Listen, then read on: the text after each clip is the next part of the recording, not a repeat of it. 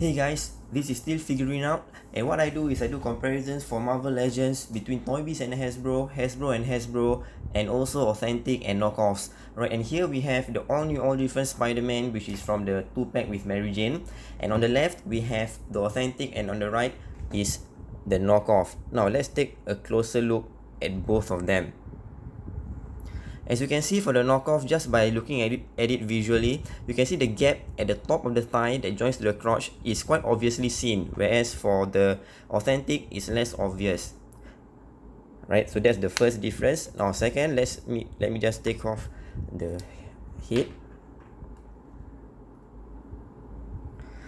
Right, for the authentic, the rate of the ball pack is quite the same as the body, whereas for the KO, the ball pack over here, the shade of red is more pale than the body. The difference is quite obvious, right? The next one is the web lines right above the spider logo, which is at the neck.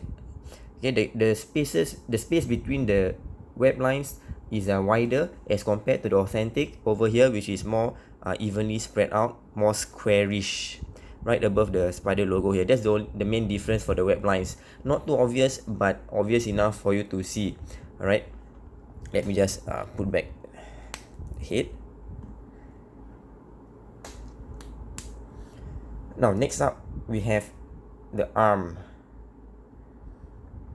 which is another difference that I find is quite obvious, which is you can even see the letter R from the video over here that is between the bicep and the forearm. For the KO, the gap is wider, and you can see the letter R, which is also printed, sculpted in bigger in size. The letter R, which stands for right hand.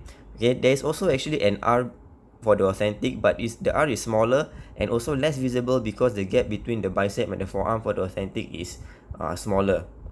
Alright.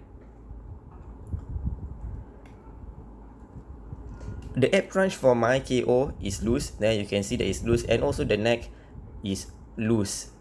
Right, so I'm not sure whether this is a common problem for the KO, but yeah, mine is loose, whereas for my authentic it's quite firm. I think so far for the standard of joints for Hasbro has been quite okay. They are quite firm, and you're less likely to meet up with those figures that has loose joints. Alright, and last but not least, the main obvious difference are the backs of the hands. Then you can see for the authentic is smooth, and for the knockoff is yes, quite plenty of grooves over here.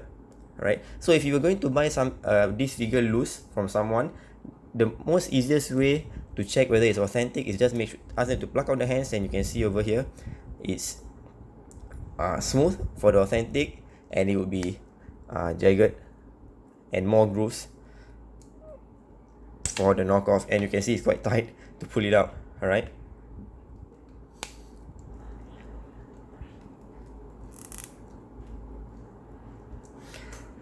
last but not least is the unmasked head. There you can see the difference between the two. The authentic is definitely more well done, and the knockoff is a bit more pale and also more kind of cartoony, more like a cartoon. But then again, they are comic characters, so it's still fine. But I do find the authentic to be much better than the KO, of course. For the authentic, the hair is actually a separate piece which is glued together to the head.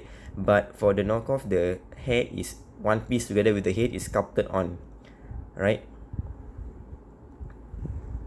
Right, so these are the differences. I hope if you come across this figure loose, you'll be able to differentiate them between the authentic and the knockoffs, and you don't get ripped off. Alright, I hope to see you all soon. Hit the subscribe button if you like what you see, and look out for my next video. Alright, thanks guys.